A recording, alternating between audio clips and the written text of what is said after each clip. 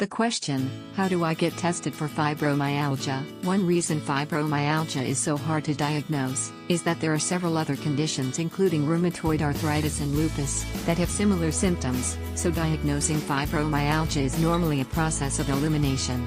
Another reason making fibromyalgia a challenge to diagnose is that it's a variable disorder, meaning symptoms can be different from one person to another, being also be extremely subtle with a combination of symptoms. While the most common fibromyalgia symptom is widespread, chronic, constant pain that can be aching, burning, or shooting, here are many other symptoms associated with this condition. Some are anxiety and/or depression.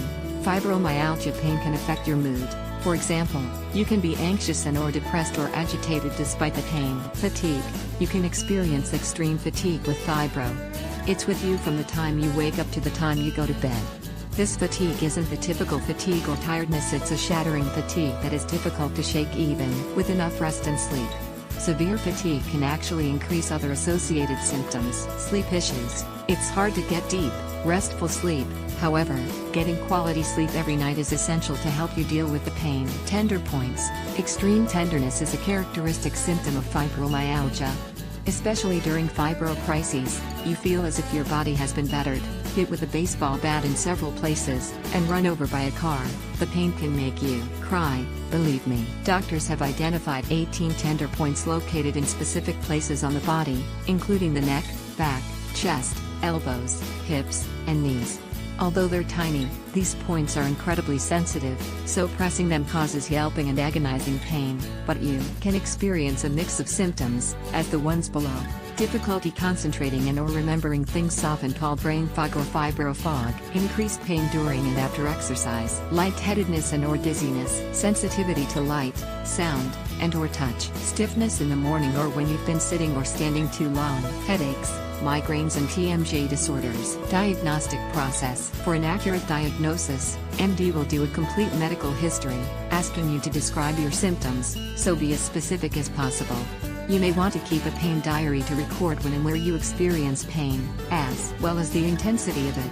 Record the pain, when, where, intensity, and whether you've been having trouble sleeping, or if you feel exhausted all the time. These are key symptoms that can help your doctor make a diagnosis. But before making an official fibromyalgia diagnosis, your doctor will want to rule out other conditions such as rheumatoid arthritis and lupus, both having similar symptoms.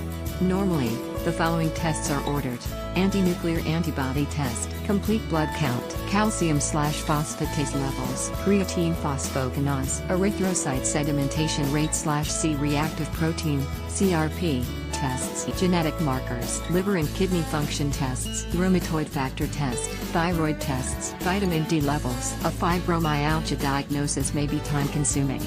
In my case, it took decades to diagnose, but each case is different. Unfortunately, there is no cure for fibro, but hopefully, you will not be diagnosed with the condition. Fibromyalgia is tough to deal with, and it can take a physical and emotional toll on your health. In my case, it disabled me. Stay well. Check out the link below for a guide on long-term remission or to join in with the community.